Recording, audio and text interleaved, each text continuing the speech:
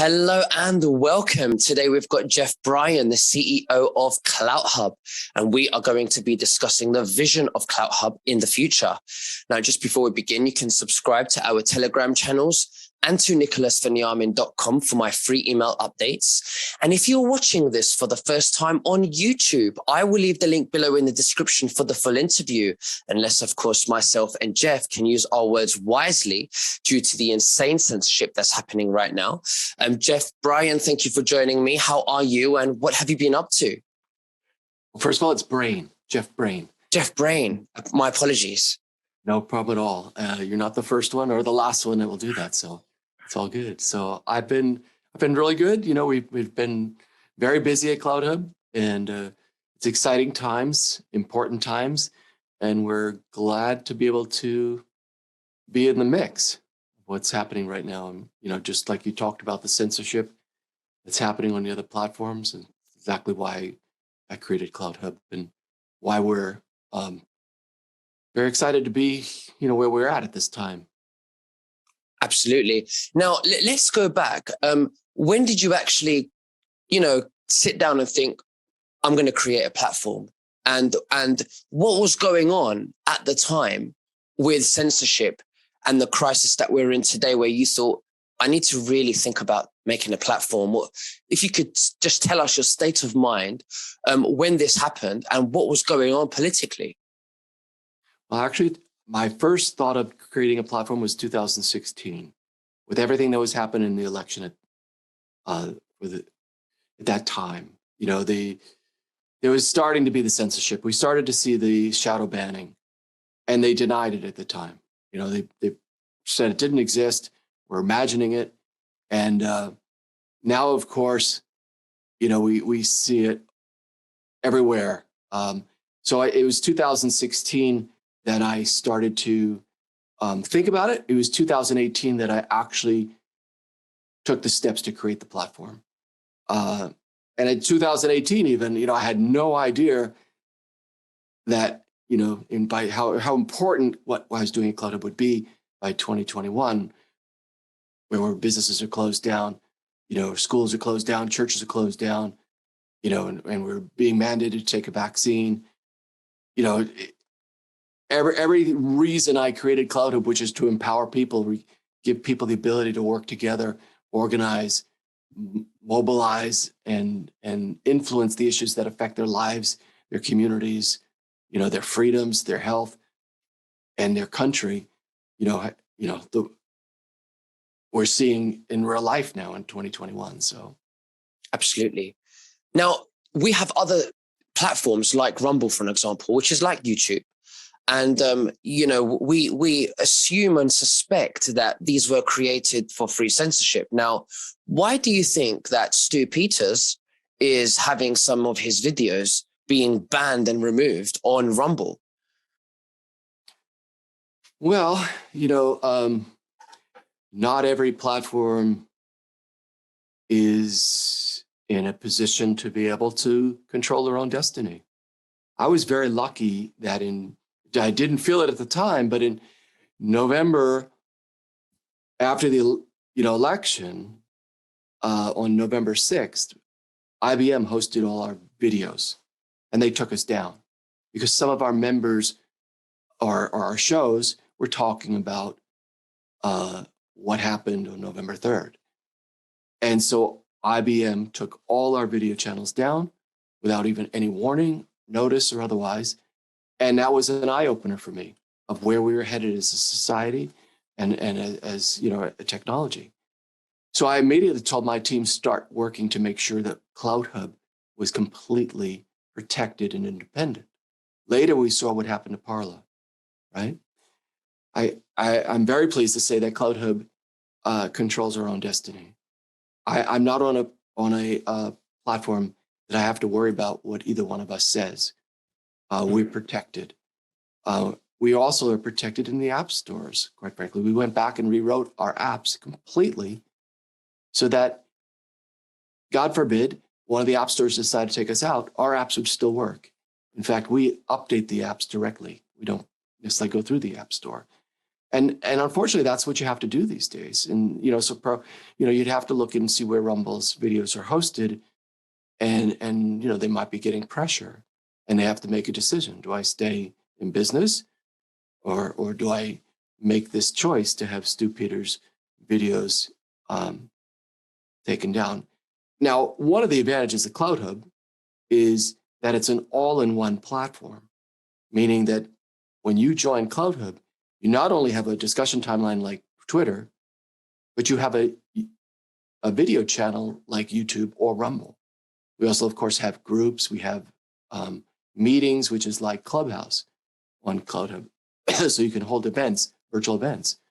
We also have a newsroom, and we have a lot more coming. But with Rumble, it's a destination. It's like going to a shopping center, versus being in a mall. When you have your videos on Clouthub, it's in the middle of a city.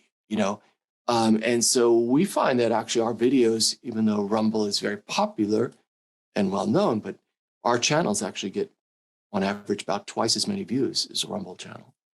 So that's because it's part of an infrastructure. When you go live on Clouthub or you upload a video, everyone that's subscribed to you gets a notification that you went live or you uploaded a video, which is normal, right? YouTube does that, Rumble does that. But your video actually goes into their public feed in the timeline. So when they come in, log in, they'll see your video. And that's what gets us so many views. It's also very shareable in our platform. So, that's a difference between us.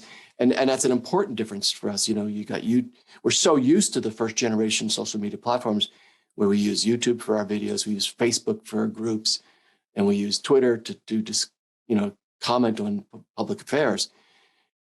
Clouthub puts all that into one, plus a lot more. Right. So let's talk about the numbers. How many users do you have now on Clouthub? Yeah, we have nearly 4 million on Clouthub, and we're very proud of that. We actually haven't ever advertised Clouthub. I come on programs like this and talk about it. I've been on news programs and talk about it, but we've never run an ad to bring people to Clouthub. And to have that many people is very good. Now we are actually going to be starting a major promotion campaign. And, from my perspective, I wanted to make sure the platform was right first before I start to really promote it. And I think we're there, and we have good features. People understand what we're about. And so now we'll start to really promote it. And we expect actually to bring another 7 million people in the next 4 months. We have a very, I work with some very, very sharp online marketers, the best in the industry. That's my background, online marketing. And so I'm in that community. They like Clouthub a lot. They're looking for new territory to market to. And they also are concerned about what's happening in this country, as well as what's happening on the other platforms with censorship. They view Clouthub as a solution for them. And so they're willing to help me grow Clouthub. Wonderful. So I know that you've met and you have been photographed with President Trump. Have you tried to get him on the platform? Well, the president is welcome on Clouthub, and we did discuss Clouthub. He, of course, has chosen to go and build his own, which is Truth Social. From everything we know, and we have people very close to them, it'll be a Twitter alternative. That's what he liked. That's what he's used to. He did like Clouthub very much. He has certain needs that he, wants, which are financial. And so we weren't able to find common ground. But I believe at some point he will be on Clouthub anyway, because we're a powerful platform. And quite frankly, we have an important election in 2022. The thing that Clouthub has is, we have groups where we have subgroups, and we allow people, the admins in the groups, to message their actual members. In Facebook, you can only post and hope your members see your post. But in Clouthub, you could have a national group, okay, or organization. Then you can have a subgroup by every state. And then within every state, you can have a subgroup by perhaps county or school district or school or precinct. So it's tremendously powerful when you want to organize and mobilize people. The other thing too is, as the admin, you can actually message your members. You can message all your members, or you can say, hey, there's a hearing in Dade County that I want people to go to, and just message the people in Dade County that, what they need to do to go to a hearing. So it's very powerful that way. Also, we have, you've heard of Clubhouse, perhaps. Clubhouse is an audible social media platform. We have that technology in Clouthub, but we took it a step further. We put the presenters on video, like you and I are on video now. And then we can get people into 100,000 people into the meeting, and they can raise their hand and then talk to you and me, and we can answer their questions. We also allow them to text chat, live chat between themselves during the event. We also allow for handouts. We also allow for breakout rooms. And if you have a group on Clouthub, and many people do, and they're very large groups, when you set up your event or meeting, you can actually invite your group. And everyone in your group, gets an invitation, a link to go to that meeting or event, and they do come, they show up. And so that plus the channels, so for the president, he was to have a beta out in November. That didn't happen. Technology is not easy to build, and it doesn't always work the way you think it's going to go. We do have an important election in November of 2022. And my point to him and to his team is, I don't know when his platform will be ready, but he could step on Clouthub today and mobilize his base and for 2022, as could any politician who's running for office. They can set up their group with precincts. They can have a precinct captain. They can communicate to them, and they can mobilize them. And that's what we need right now. We all are focused on free speech, the importance of free speech, and it absolutely is. And I applaud every platform that's free speech. Absolutely. But what are we using free speech for? On so many of these platforms, we've seen Getter's come on very strong, but really all you do there is you post and then see how many likes you get. And with the challenges we have as a society and as a country today, where our freedoms are at stake, in my mind, that's not enough. What we need to be able to do is go a step further, and that's what Clouthub's about. Clouthub's about doing. We give you the groups to organize. We give you the Clouthub meetings to hold events. We give you the ability we have a news aggregator. You can even choose what news you prefer. It automatically comes to you. You might choose just the news, Epic Times, One America News, and those will come to you. And then we have the public timeline. Now, where we're going in the future, at the start of the year, let me say right now, what we're adding right now is business pages and the ability for people to advertise on Clouthub, and then a marketplace where people can sell on Clouthub. And that'll be done in the next 30 days. So businesses can start to come to Clouthub and promote themselves. And it'll be much better than Facebook business pages, which I've always felt were really just like a billboard. What we'll have actually allows you to collect names and email, just like a lead gen, generator for online businesses, and take that information and use it to interact with your people that are following you on your business page. And again, when you post something on your business page, it not only goes to the people who followed you, but it goes in their timeline, so they're going to see it. Very important. Starting next year, we'll be adding a civic hub that allows you to interact with your legislators and decision makers at the federal, state, and local level. You'd actually be able to get election information, who's running for office. You'd be able to do petitions, polling, access resources.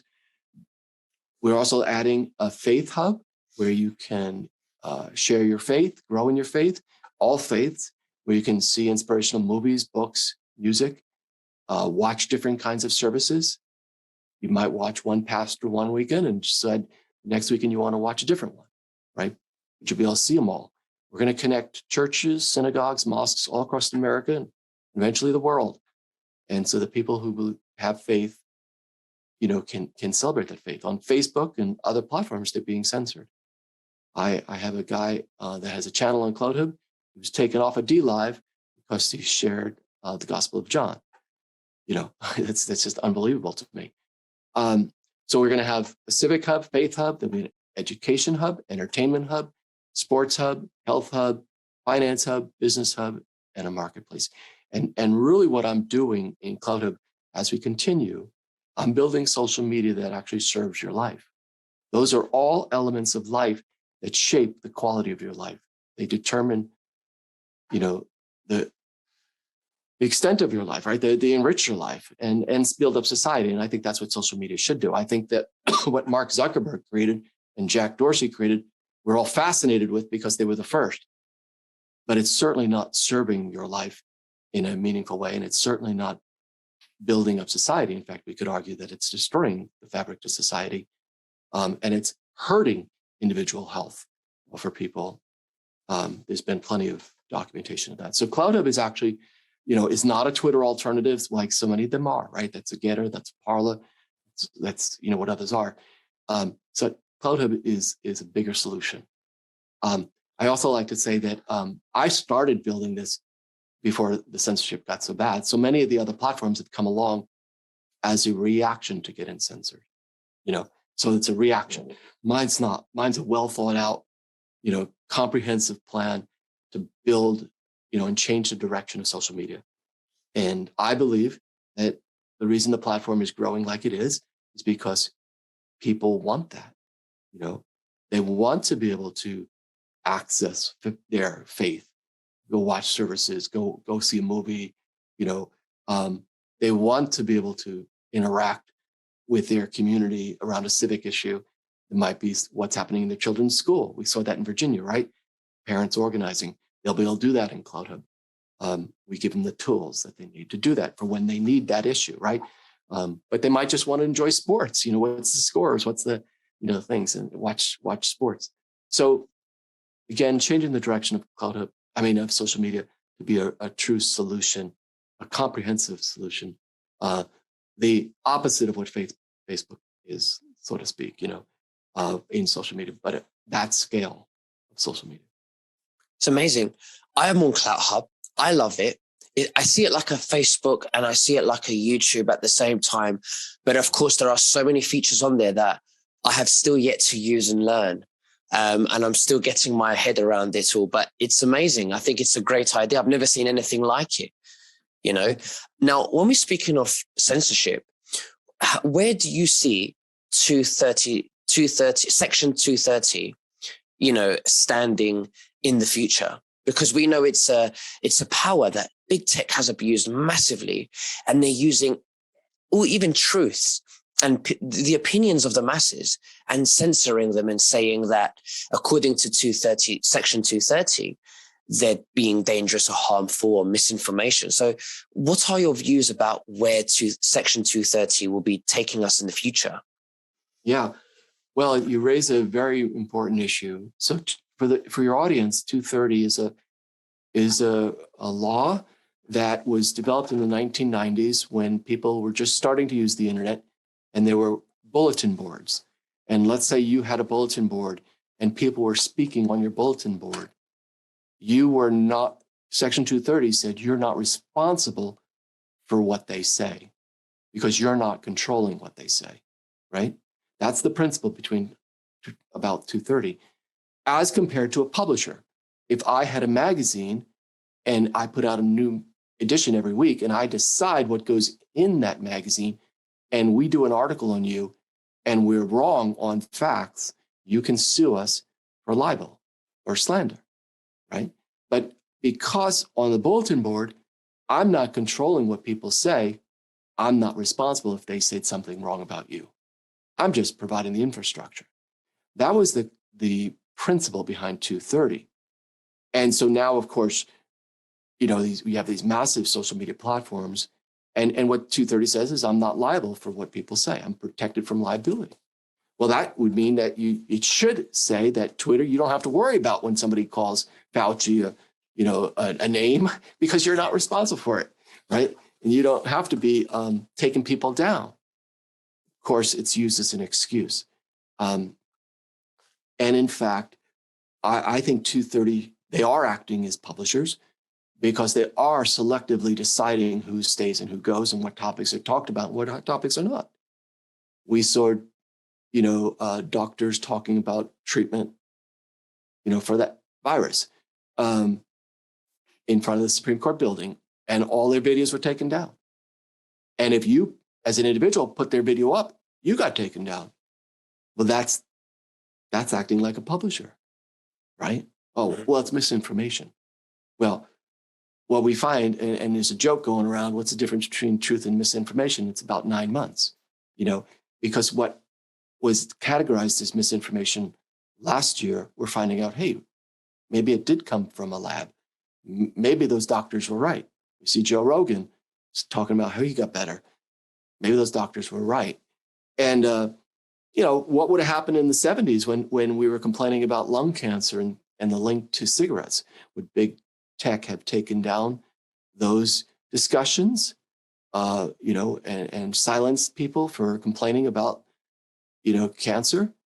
What would have happened in the 60s when Martin Luther King decided he's going to do a bus boycott? Would they have taken Martin Luther King Jr. down? I mean, we certainly saw Facebook taking down groups that were talking against the lockdowns. They just wiped them out, and so, I think it's, I had a discussion the other day with somebody on a radio program, and they were talking about how to define misinformation. And I said, that's a conversation that shouldn't even happen. That's a slippery slope. There's no such thing as misinformation. There might be wrong information. And there certainly are people who try and do propaganda. But that is just a way to wipe out conversation in a way that you don't have to feel guilty, misinformation. Because you can categorize anything as misinformation. What happened with the Russia hoax that we saw for 3 years? That was, CNN. That was, that was misinformation, right? So, so 230 should be modified. I don't think it should be done away with. Think of it if it was done away with, because then suddenly all new platforms like mine would be sued over and over again for everything you and others say. It'd be nonstop. We'd be spending money on lawyers instead of development. Okay, so you don't really want to see 230 go away, but you want to see that if people can make a case in court that in fact it is conservatives being taken down and not liberals for the same thing, and they are deciding what topics can be talked about or not, and you can show that in court, then they should be liable for their actions. The other thing I would say too, by the way, that 230 protects me as an owner of a platform from what you say. It should never protect me from my actions and my wrong actions, right? 230 should not be extended to that, and yet it has. They're exempt for their misgivings. When they all took President Trump off their platforms, I think actually they should be, that's their action. It's not about what, they're not protected against, it's not about protecting them against something Trump said. It's their action. And 230 shouldn't have ever been interpreted to be protect them. I mean, why should they have indemnity for their actions? They should be held responsible. So absolutely. Just the other day, we saw the Twitter CEO, Jack Dorsey, resign and a gentleman replace him. On his first day, very first day, he changed their policy to prohibit private media, that's an important word, private media of people unless you get their consent. That's a major step towards more censorship. First of all, it's private media, not public media, not big media. So it means private journalists like you cannot, or, James O'Keefe, more importantly, right? James O'Keefe goes undercover and he reveals corruption. And he can no longer show those videos on Twitter anymore because he's private media. And it's unless he gets those people's consent, he cannot show it.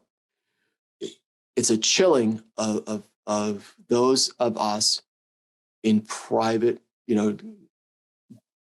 journalists, private journalists that find corruption. It might be that at a school board meeting, they're videoing the school superintendent doing something that's inappropriate. Well, you can't show that anymore. I mean, it's such a chilling, blatant step towards censorship. But we shouldn't be surprised. Anybody, thought Twitter was going to get better after he took office. He's got posts that are just amazing from his history about how they don't have to, focus on First Amendment or free speech. It's not their priority. And other things, even worse, he said, very racist comments. So, that these policies that Twitter has put in place about private media, just because they've put them in place doesn't make it, lawful. It's absolutely unlawful and unconstitutional. So how do they have the power to uphold such cases in the Supreme Court when they want to take, where they want to prosecute someone for that? So, okay, so you have to look at what the First Amendment says. And the First Amendment really speaks to government. It doesn't speak to business. Businesses can make decisions about the policies of their company. They do have that right, but they have to treat everybody fairly. And the problem we've had up to now, and we talked about with 230, is that it appears that conservatives are treated one way and people on the left are treated differently. That's a problem. But if they want to make a policy, as long as they treat everybody fair, as a private business, they can do that. So, if they implement this new policy and they're consistent to everybody, then legally they can do it. Now, the government can't do that, but a private business can do that. Now, that's a legal issue. Now, is it right? It's not right. I mean, these platforms are where people speak. These are the public town halls of today. If you're not on there, your voice doesn't matter. What's being discussed in those forums, in Facebook and Twitter and the other platforms, have far-reaching consequences. That's deciding what happens in Washington. That's deciding what happens in your community. And if you're silenced or you can't bring out corruption, then so it's legal, but it's not right. I got it. So they're abusing the laws, that they are abusing their own powers. Yeah. Well, let's say this.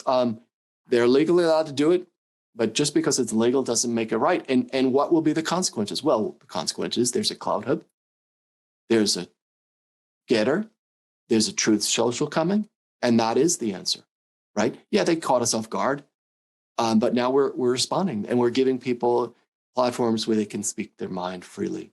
I think that one of the reasons Jack Dorsey stepped down from Twitter is because he sees the writing on the wall.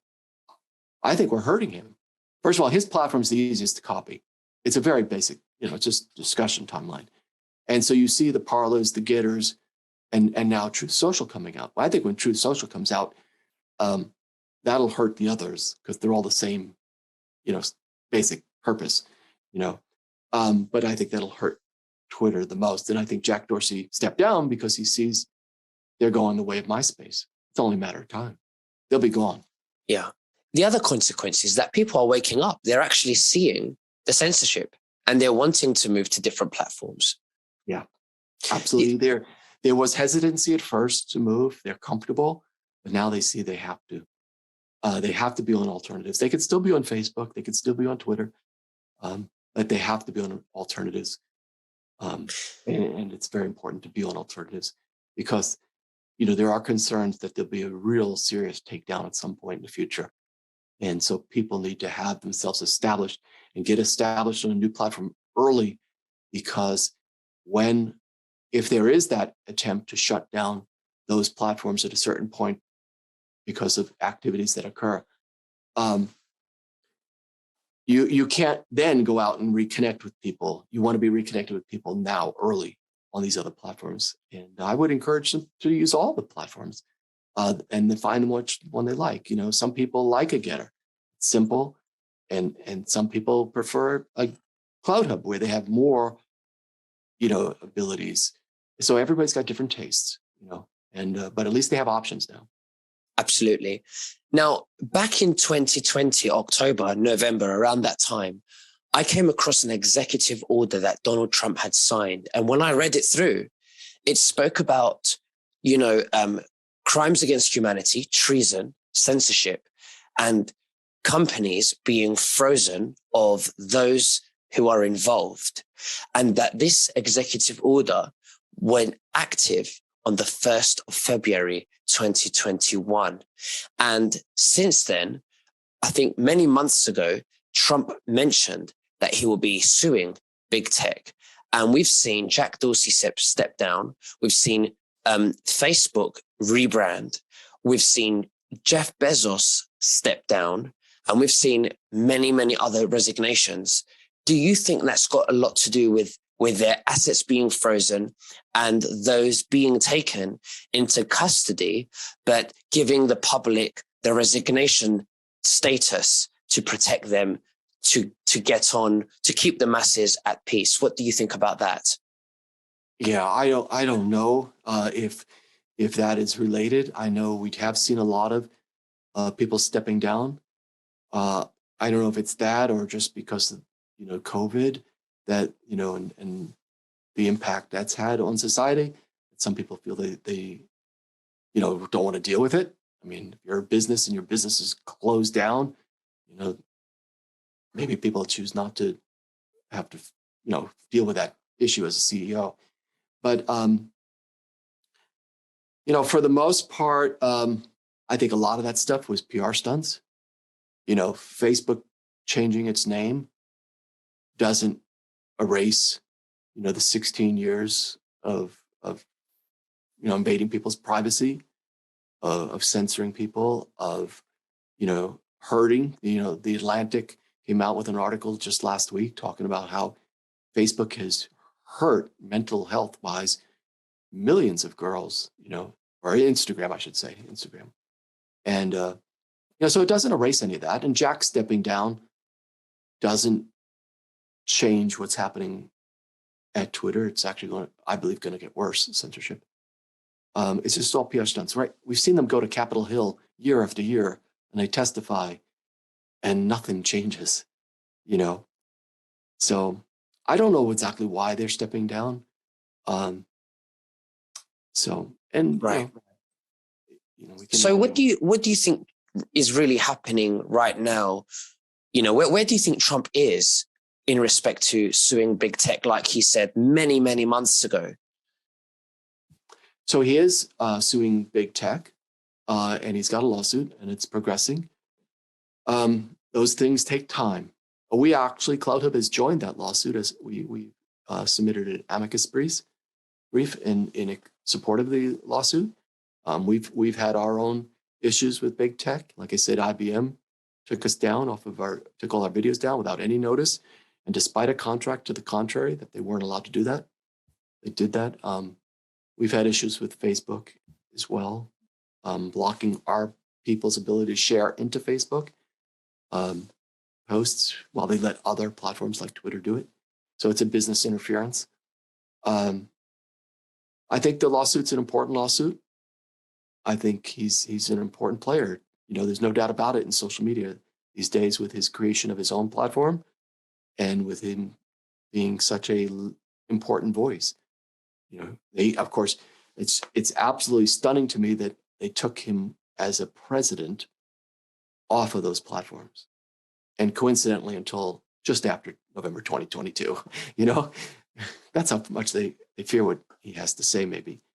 I would say the same thing if it was Barack Obama taken off the social media platforms. It's not right.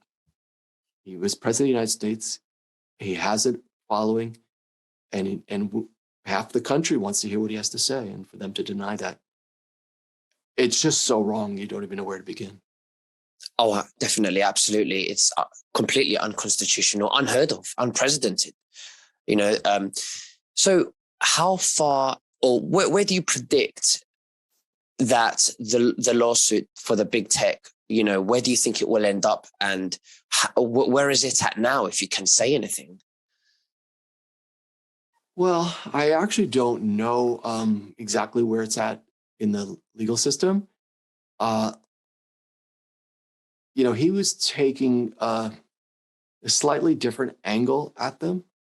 And I, you know, so many people argue that it's just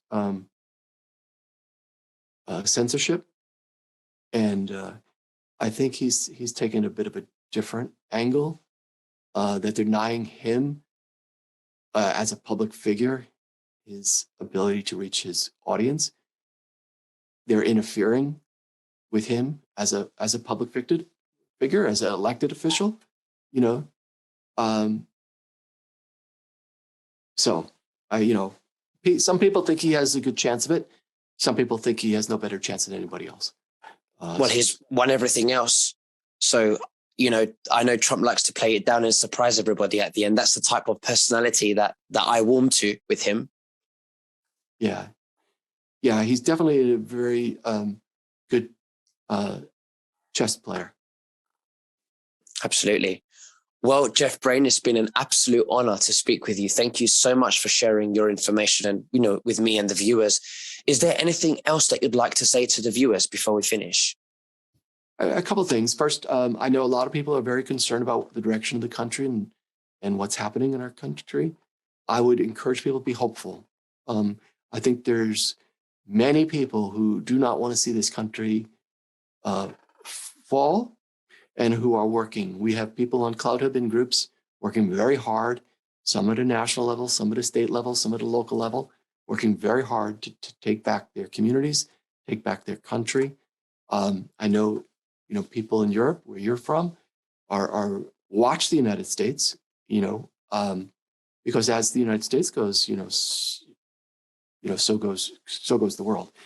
And so, people should be hopeful, and I would encourage them to try Clouthub. Come over. It takes 2 minutes to join up. We protect free speech. We protect privacy. We don't get into your phone. We don't look at what you're doing. We don't track you to the mall. We don't do anything that. And we did design our platform to be healthy, by the way. We used a neuroscience consultant in neuroscience to help us design our platform. So we're not doing what Facebook's doing, where you're addicting people to come back over and over again. So we are different. We like to see us as reinventing social media, and social media that serves your life.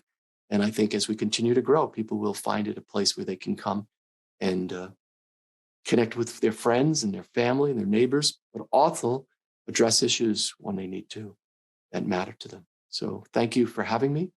And we're very proud to have you on Clouthub and your show. And it's been great to follow your success. And we look forward to much more success for you. Jeff Brain, thank you very much. It's been an absolute honor, and we'll speak again very soon. God bless you. God bless you as well.